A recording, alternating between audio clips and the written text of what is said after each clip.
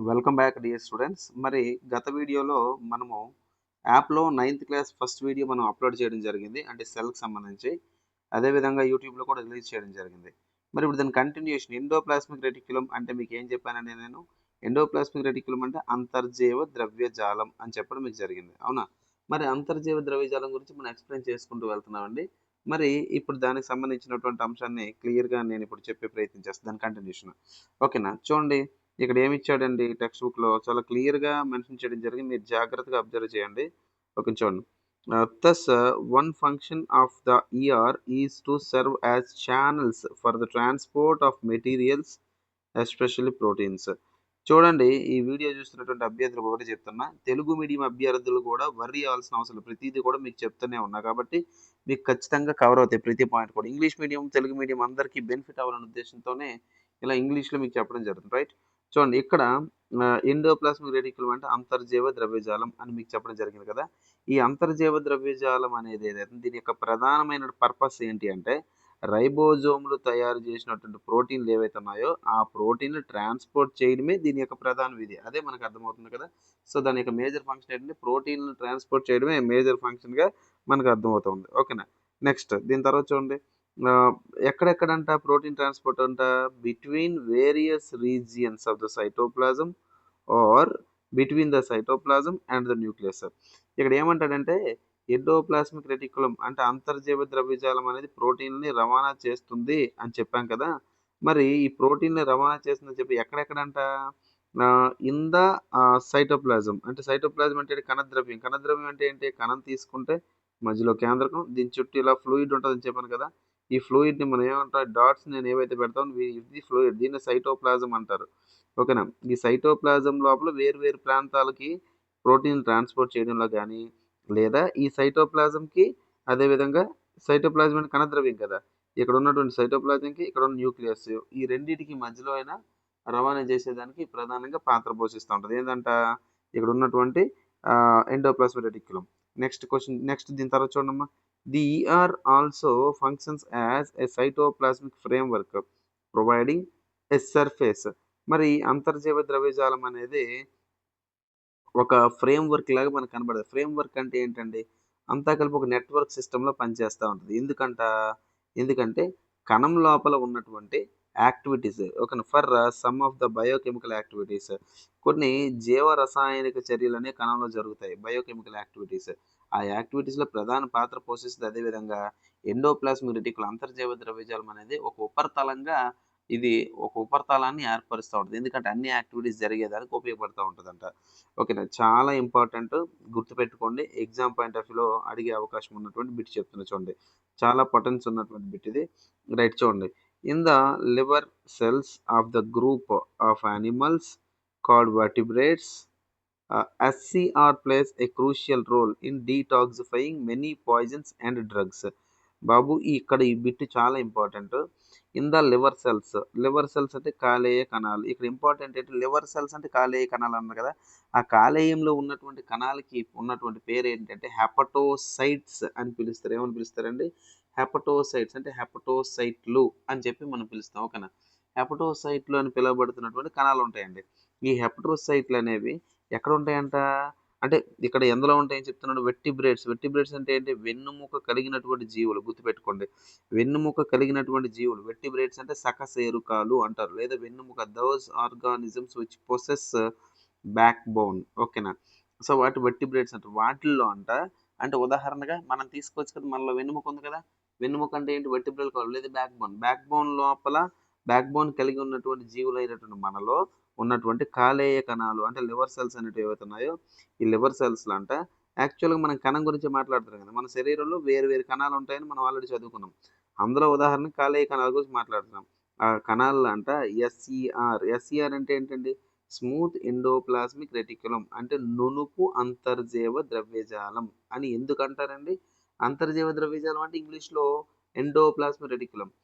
ఏ endoplasmic reticulum మీద అయితే లేదా ఏ అంతర్జీవ ద్రవ్యజాలం మీద అయితే మనకి రైబోజోమ్‌లు ఉండకపోతే దాన్ని ఏమని పిలుస్తారని చెప్పాను? ఎస్ఈఆర్ లేదా నునుపు అంతర్జీవ ద్రవ్యజాలం లేదా స్మూత్ ఎండోప్లాస్మిక్ రెటిక్యులం. ఇది ప్రధానమైన పాత్ర పోషిస్తది. దేనికంటే detoxifying many poisons and drugs.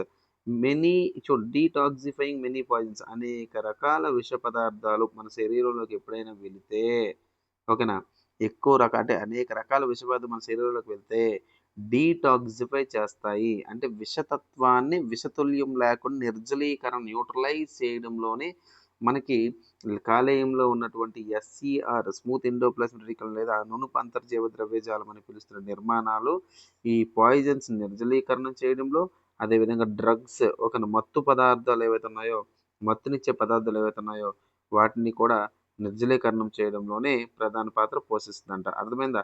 So ఇది ఎండోప్లాస్మిక్ రెటిక్యులం లేదా అంతర్జీవ ద్రవ్యజాలానికి సంబంధించి.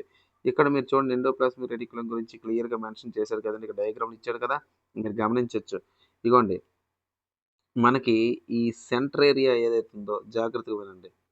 మనకి ఈ సెంటర్ ఏరియా ఏదైతే ఉందో ఇదంతా కూడా కేంద్రకం, దాన్ని న్యూక్లియస్ అంటారు. ఇప్పుడు ఇలా చిన్న చిన్న చక్రాల్లో ఉన్నాయి కదా, చిన్న చిన్న లైన్స్లా ఉన్నాయి కదా ఇలాగా, ఓకేనా, ఇవంతా ఏమన్నా వీటిలో అంతర్జీవ ద్రవ్యజాలం అంటారు. చూడండి, ఇక్కడ మీరు గమనిస్తే ఒక లైన్ మీద జాగ్రత్తగా వినండి. ఇక్కడ ఏంటండి, ఒక లైన్ మీద చిన్న చుక్కల్లో ఉన్నాయి చూసారా, ఆ చుక్కలు ఇగోండి ఇక్కడ కనబడుతుంది, నేను డాట్ చేస్తున్నాను చూసారా, ఈ చుక్కలే రైబోజోమ్లు. ఒకవేళ అలాంటి రైబోజోమ్లు ఉంటే దాన్ని ఏమని పిలుస్తారంటే రఫ్ ఎండోప్లాస్మిక్ రెటిక్యులం, గరుకు అంతర్జీవ ద్రవ్యజాలం అని పిలుస్తారు. ఓకేనా, ఇక్కడ చూడండి, ఇక్కడ లేవు కదా, లేవు కాబట్టి నునుపు అంతర్జీవ ద్రవ్యజాలం లేదా స్మూత్ ఎండోప్లాస్మిక్ రెటిక్యులం అని చెప్పి పిలుస్తారండి. ఇప్పుడు దాని గురించి మనం మాట్లాడుకున్నాం, ఓకేనా, రైట్. అండ్ తర్వాత మనకి ఇక్కడ ఈ బాక్స్ గురించి నేను చెప్తాను. ఇక్కడ శాస్త్రవేత్త ఉన్నారు కదా, ఆయన గురించి చెప్పే ముందు మరొక అంశం తెలుసుకొని అప్పుడు మనం ఇటు వద్దాం, ఓకేనా, రైట్. సో చూడండి, మరొక నిర్మాణం ఏంటంటే గాల్జీ ఆపరేటస్ అని ఇచ్చాడు. ఈ గాల్జీ ఆపరేటస్ డయాగ్రామ్లో ఎక్కడ ఉందో చూద్దామా. ఎస్, ఈ డయాగ్రామ్ని మీరు జాగ్రత్తగా గమనిస్తే, ఓకేనా, ఇదంతా కణం కదా, ఇదంతా ఏ కణం అండి, ఇదంతా కూడా ప్లాంట్ సెల్, వృక్ష కణం. ఓకేనా, వృక్ష కణంలోనే మనం గాల్జీ ఆపరేటస్ గురించి మాట్లాడుతున్నాం. ఇదిగోండి సార్, ఇక్కడ గాల్జీ ఆపరేటస్ అన్నారు, తెలుగులోని ఏమంటారంటే గాల్జీ సంక్లిష్టం అని చెప్పి పిలుస్తారు. ఈ గాల్జీ సంక్లిష్టం ఎక్కడ ఉంది మీకు ఐడియా ఉంది కదా, ఇగోండి ఈ నేను ఏదైతే రెడ్ కలర్తో సర్కిల్ చేస్తున్నానో, ఓకేనా, జాగ్రత్తగా నేను ఏదైతే ఇక్కడ రెడ్ కలర్తో సర్కిల్ చేస్తున్నానో అదే గాల్జీ సంక్లిష్టం. ఈ గాల్జీ సంక్లిష్టం గురించి మనం ఇప్పుడు మాట్లాడుకుంటాం అనమాట. అర్థమైంది అనుకుంటా, ఓకేనా. సో ఇంకా స్లోగా చెప్పమంటే చెప్పండి, నేను ఇంకా స్లోగా చెప్పడానికి రెడీగా ఉన్నాను, రైట్. ఓకే, ఇప్పుడు ఈ గాల్జీ సంక్లిష్టం గురించి మనం మాట్లాడదాం. తెలుగు మీడియం వాళ్ళు భయపడాల్సినటువంటి అవసరం లేదు, ఎందుకంటే ప్రతిదీ కూడా మనం లైన్ టు లైన్ చెప్తున్నాం కాబట్టి, ఓకేనా. అందరికీ ఉపయోగపడుతుంది, ఈవెన్ ఏపీ డిఎస్సి ప్రిపేర్ అవుతున్న అభ్యర్థులకి అయితే ఇంకా బాగా ఉపయోగపడతా ఉంటాయి, జాగ్రత్తగా వినండి, ఓకేనా.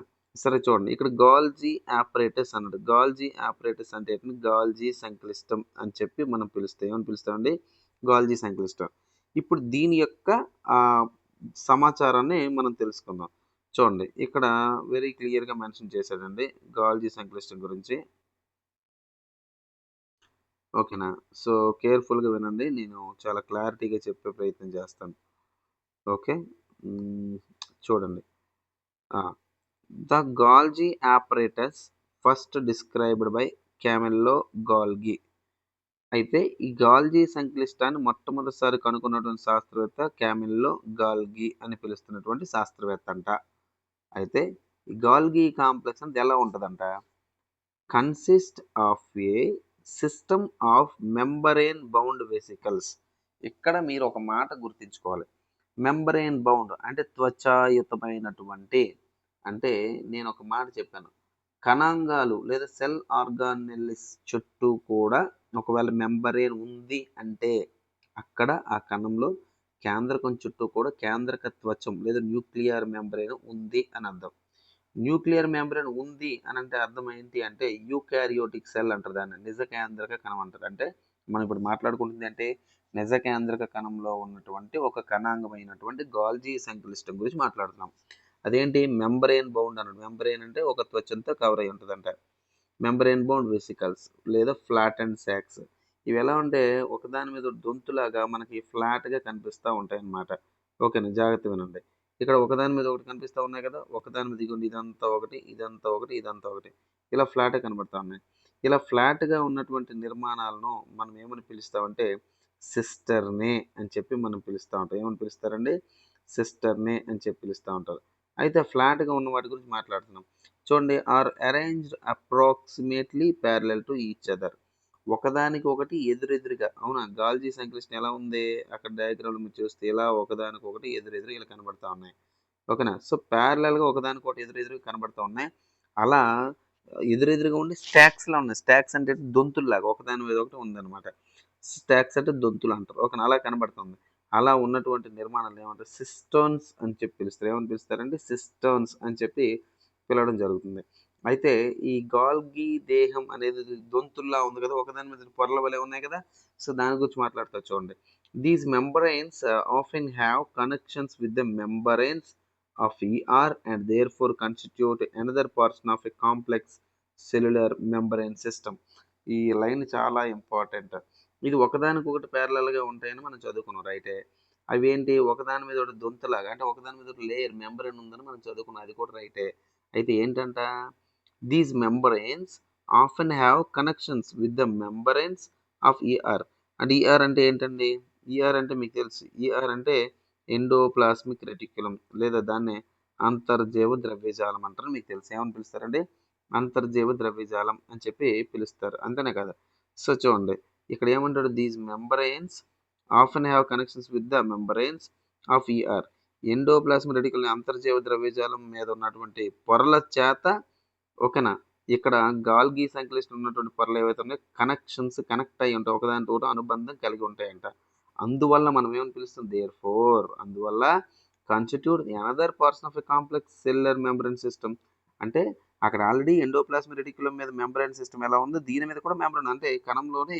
మరొక వంతుగా మనకి మెంబ్రెన్ సిస్టమ్ ఉందని అర్థం ఇక్కడ ఇది బిట్ అయితే మనకి దీని నుంచి ఎక్స్పెక్ట్ చేయకూడదు కానీ మనం తెలుసుకోవాలి ఓకేనా ఇప్పుడు చూడండి ఇప్పుడు ఇక్కడ నుంచి మనకి ఇంపార్టెంట్ ఓకేనా ఎస్ ఏమంటాడండి the material synthesized near the ER is packaged and dispatched to various targets inside and outside the cell through Golgi apparatus. ఇది ఇంపార్టెంట్ అండి ఏంటండి ఇది ఇక్కడ ఇంపార్టెంట్ కేర్ఫుల్గా వినండి ఇక్కడ ఏంటి ఇంపార్టెంట్ తెలుసుకుందామా ఏమంటాడు ఇక్కడ the material synthesize near the ER అంటే ఏంటి ఎండోప్లాస్మిక్ రెటిక్యులం లేదా అంతర్జీవ ద్రవ్యజాలం అంటారు అంతర్జీవ ద్రవ్యజాలం దగ్గర ఏ పదార్థాలు అయితే తయారు చేయబడిన వాటిని ప్యాక్ చేస్తాయి ప్యాక్ చేయడం అంటే అక్కడ ఉన్నటువంటి ఏవైతే పదార్థాలు వాటిని ప్యాక్ చేసి అండ్ డిస్పాచ్డ్ పంపిస్తాయి ఎక్కడ పంపిస్తాయండి to various targets inside and అవుట్ సైడ్ ద సెల్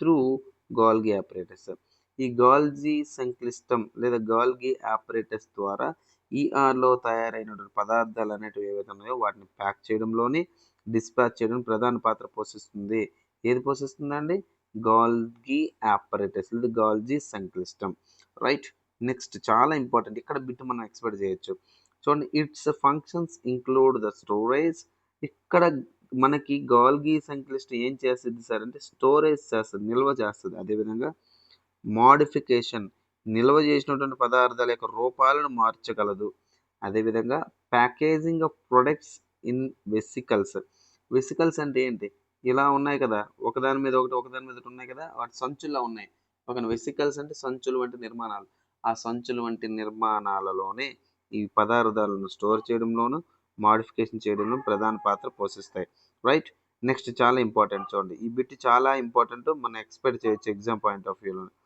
ఓకేనా రైట్ చూడండి ఇన్ సమ్ కేసెస్ కొన్ని సందర్భాలలో అంట complex sugars may be made from simple sugars in the Golgi operators ఈ బిట్ ఇంపార్టెంట్ కొన్ని సందర్భాల్లో కాంప్లెక్స్ షుగర్స్ అంటే ఏంటి అంటే సంక్లిష్టమైనటువంటి చక్కెరలు అంటే బ్రేక్ చేయడానికి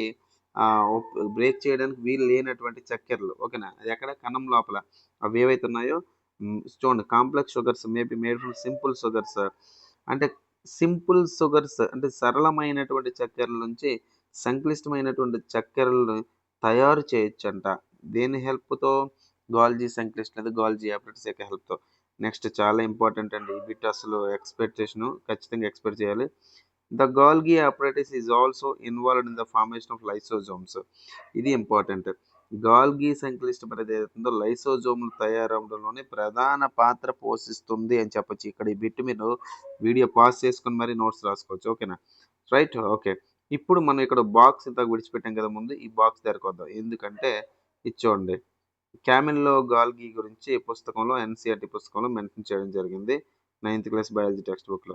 చూడండి, Camillo Golgi was born at Corteno near Brescia in 1843. ఈయన 1843లో జన్మించారు. కార్టినో అనే ప్రాంతంలో, బ్రెసికా ఒకనా సో బ్రెసియా అని పిలుస్తున్నటువంటి ఒక ప్రదేశంలో. ఈ studied medicine at the university of Pavia. Pavia విశ్వవిద్యాలయంలో ఈయన చదువుకున్నాడు. ఆఫ్టర్ గ్రాడ్యుయేటింగ్ ఇన్ 1865లో ఈ శాస్త్రవేత్త డిగ్రీ కంప్లీట్ అయిపోయిన తర్వాత ఏం చేశారంట, ఈ continued to work in Pavia at the hospital of Saint Matteo. So ఈయన డిగ్రీ అయిపోయిన తర్వాత ఏం చేశారంటే, పావియా అనే యూనివర్సిటీలో ఉంటూ అక్కడ హాస్పిటల్ ఉంది ఒకటి, ఏంటిది, సెయింట్ మాథియో అని పిలుస్తున్నటువంటి హాస్పిటల్లో పనిచేశాడు. At the time most of his investigations were concern with the nervous system. ఇది ఇంపార్టెంట్. క్యామిల్లో గాల్గి ఆ టైంలో ఓకేనా, ఈయన 1865 సమయంలో గ్రాడ్యుయేషన్ అయిన టైంలో ఈయన పరిశోధనలు ఈయన ఎక్కువ దేని మీద రీసెర్చ్ చేశాడు, నాడీ వ్యవస్థ, నర్వస్ సిస్టమ్ మీద పనిచేశాడంట. In 1872 he accepted the post of CMO. So 1872 సంవత్సరం ఏంటంటే ఈయనకి చీఫ్ మెడికల్ ఆఫీసర్ ఓకేనా, సో ప్రధాన వైద్యాధికారిగా ఈయనకి ఈ హాస్పిటల్లో పోస్టింగ్ వచ్చిందంట. ఎవరి కోసం వైద్యాధికారి అయ్యాడు ఇక్కడ, ఫర్ ద క్రానికల్లీ సిక్ అండ్ చూడండి, క్రానికల్లీ సిక్ ఎట్ అబియాటెగ్రాసో అని పిలుస్తున్నట్టు ఒక ప్రాంతంలో బాగా భయంకరంగా నీరసంగా ఉన్నటువంటి ప్రజలు ఎవరైతే వారందరినీ కోలుకునేలా చేసేందుకు గాను అబియాటెగ్రాసో దగ్గర హాస్పిటల్లో సీఎంఓగా అపాయింట్ అయ్యాడు. అయితే చూడండి, ఈ first started his investigations into nervous system in a little kitchen of this hospital. So ఈయన మెట్యూ అని పిలుస్తున్నటువంటి ఈ హాస్పిటల్ ఏతుందో ఈ హాస్పిటల్లోనే ఆయన యొక్క పరిశోధనలు మొదలుపెట్టి అక్కడ వంటగదిలో మొదలుపెట్టాడు అన్నమాట. చూడండి ఎంత అద్భుతమైనటువంటి శాస్త్రవేత్తగా చెప్పొచ్చు. Which he had converted into a laboratory. వంటగదినే ఒక ల్యాబొరేటరీగా మార్చుకున్నాడు. ఎవరండి, Camillo Golgi. However the work of greatest importance which Golgi carried out was a revolutionary method of staining individual nerve and cell structure. ఇది ఇంపార్టెంట్ అండి. అయితే ఏదైనా కానీ ఇక్కడికి వచ్చేసరికి నాడీ కణాలను స్టెయినింగ్, మీకు ఆల్రెడీ గత వీడియోలో చెప్పాను. స్టెయినింగ్ అంటే ఏంటి, రంజనం చేయడం. స్టెయినింగ్ అంటే ఏంటి, రంజనం చేయడం. సో ఈ రంజనం అనేది ఏదైతుందో నాడీ కణం అదేవిధంగా నాడీ కణాల యొక్క నిర్మాణాల మీద రీసెర్చ్ చేశాడు. ఈ మెథడ్ని అంటే this method is referred to as, దీన్ని ఏమంటాం అంటే బ్లాక్ రియాక్షన్ అని చెప్పి మనం పిలుస్తాం, బ్లాక్ చర్యలు అంటారు. ఓకేనా. అయితే ఈ మెథడ్లో ఈయన ఏం చేశాడు చూడండి ఇక్కడ, ఓకేనా. This method uses a week solution of silver nitrate, AgNO3, silver nitrate అంటే. ఈ బ్లాక్ రియాక్షన్ ఈయన ఏం వాడాడు అంటే సిల్వర్ నైట్రేట్ వాడాడు. And is particularly valuable in tracing the process and most delicate ramifications of the cells. So ఈ కణాల గురించి బాగా డెలికేట్ అంశాలు, సున్నితమైన అంశాలను కూడా తెలుసుకోవడానికి AgNO3 అనేది ఉపయోగపడుతూ ఉంటుంది. ఆల్ త్రూ హిజ్ లైఫ్, ఆయన లైఫ్ అంతా కూడా ఈ continue to work on these lines. ఈయన ఇదే పని మీద, ఈ నాడీ కణం మీద పనిచేయడం మొదలుపెట్టాడంట. ఓకేనా. Modifying and improving this technique, ఈ టెక్నిక్ని కంటిన్యూస్ ఇంప్రూవ్ చేసే ప్రొసీజర్లోనే పడ్డాడు ఆయన. నెక్స్ట్ చూడండి, Golgi received the highest honours and awards in recognition of his work. ఈయనకి బాగా ఎక్కువ హానర్స్ కూడా వచ్చినాయి అంట. ఈ shared the Nobel prize in 1906 with Santiago Ramon Cajal for their work on the structure of the nervous system. నాడీ కణం మీద పరిశోధనలు చేసేందుకు గాను ఈయనకి 1906 సంవత్సరంలో నోబెల్ ఇచ్చారు. ఎవరితో పాటంట, శాంటియాగో రమోని కాజల్ అని పిలుస్తున్నట్టు ఒక శాస్త్రవేత్తతో కలిపి ఈయనకి నోబెల్ ప్రైజ్ అనేది వైద్య రంగంలో ఇవ్వడం జరిగింది. ఓకే, ఇది ఇంపార్టెంట్, జస్ట్ తెలుసుకోండి. బిట్ అయితే స్కోప్ లేదు, కానీ బ్లాక్ రియాక్షన్స్ కనుగొన్న శాస్త్రవేత్త ఎవరైనా అడగొచ్చు, లేదా నాడీ కణం మీద చేసిన రియాక్షన్స్ ఏమంటారని చెప్పి మనకు అడిగే అవకాశం ఉంది ఎగ్జామ్ పాయింట్ ఆఫ్ వ్యూలో. సో ఇది మీరు బాగా గుర్తుపెట్టుకోండి, రైట్. నెక్స్ట్ మన లైసోజోమ్స్కి వెళ్దామండి. రైట్, డయాగ్రామ్లో మీరు గమనించండి, ఇక్కడ లైసోజోమ్లు ఎక్కడ ఉన్నాయో ఇగోండి, లైసోజోమ్లని ఇక్కడ మనకు కనబడుతున్నాయి. ఇక్కడ క్లియర్గా మెన్షన్ చేశాను లైసోజోమ్స్ అని చెప్పి. ఓకేనా, ఈ లైసోజోమ్స్ గురించి మనం ఇప్పుడు డిస్కస్ చేసే ప్రయత్నం చేస్తాం. ఓకేనా, అందరికీ అర్థమవుతుంది అనుకుంటా. కామెంట్ బాక్స్లో కామెంట్ పెట్టండి, అర్థమవుతుందా లేదనే విషయం. మీకు అర్థం కావట్లేదంటే నేను ఇంకా ఏది బెటర్గా నేను ట్రై చేసే ప్రయత్నం చేస్తానండి. ఓకేనా, రైట్, బెటర్గా నేను చెప్పడానికి ప్రయత్నిస్తా. రైట్, మొహమాటం వద్దు. సో మీరు డబ్బులు పే చేసుకో వింటా ఉన్నారు యాప్లో కాబట్టి ఖచ్చితంగా మీకైతే డౌట్స్ ఉంటే కనుక అడిగే అవకాశం అనేది మీకు ఉంది. ఓకేనా, ఆ రైట్ కూడా మీకు ఉంది. ఓకేనా, చూడండి నెక్స్ట్ లైసోజోమ్స్. ఓకేనా, ఈ లైసోజోమ్స్ గురించి మనం ఆ వైసీటీ కోర్స్‌లో అనేక సందర్భాల్లో మనం రిపీటెడ్ బిట్. ఓకేనా? రైట్. ఇప్పుడు మనం దేని గురించి మాట్లాడుతా ఉన్నాం? లైసోజోమ్స్. లైసోజోమ్స్ గురించి మాట్లాడదాం. Structurally lysosomes are membrane bound sacs filled with digestive enzymes. ఇక్కడ చూడండి. స్ట్రక్చరల్లీ అంటే నిర్మాణాత్మకంగా ఇవి తయారయ్యే విధానాన్ని బట్టి చూస్తే ఇవి యాక్చువల్ మెంబ్రేన్ బౌండ్. ఎందుకంటే ఇవి మెంబ్రేన్ బౌండ్. బాబు ఇక్కడ మెంబ్రేన్ బౌండ్ అని ఎప్పుడు అంటారండి? త్వచయుతమైనటువంటి అని ఎప్పుడు అంటారు ఈ పదం? ఏ కణంలో అయితే కేంద్రకం అంటే న్యూక్లియస్. ఇదొక సెల్. ఈ మధ్యలో ఉండేది న్యూక్లియస్. దీని చుట్టూ కూడా ఒక లేయర్లు ఉండాలి. 2 డబుల్ లేయర్స్. ఓకేనా? అలా ఉంటే నిజ కేంద్ర కణం ఇది యూకారియోటిక్ సెల్ అన. యూకారియోటిక్ సెల్‌లో న్యూక్లియస్ చుట్టూ న్యూక్లియర్ మెంబ్రేన్ ఉంటే ఆ కణంలో ఉండే అన్ని పదార్థాల చుట్టూ కూడా మెంబ్రేన్స్ ఉంటాయి. అందుకే మెంబ్రేన్ బౌండ్ అన్నాడు. దేంతో ఫిల్ అవుతాయి ఈ కణం లోపల ఈ లైసోజోమ్‌లు అనేవి ఎప్పుడు కూడా మెంబ్రేన్ బౌండ్ అయ్యి అదేవిధంగా వీటిలో జీర్ణ ఎంజైమ్‌లు ఉంటాయి. డైజెస్టింగ్ ఎంజైమ్స్ అని చెప్పి పిలుస్తారు. ఒక డైజెస్టింగ్ ఎంజైమ్స్ అంటే ఏంటండి? మనకి డైజెస్టింగ్ ఎంజైమ్స్ అంటే ఏమని పిలుస్తాం మనం? జీర్ణ ఎంజైమ్‌లు అని చెప్పి మనం పిలుస్తా ఉంటాం. ఓకేనా? సో, కేర్‌ఫుల్‌గా వినండి. ఇక్కడికొచ్చేసరికి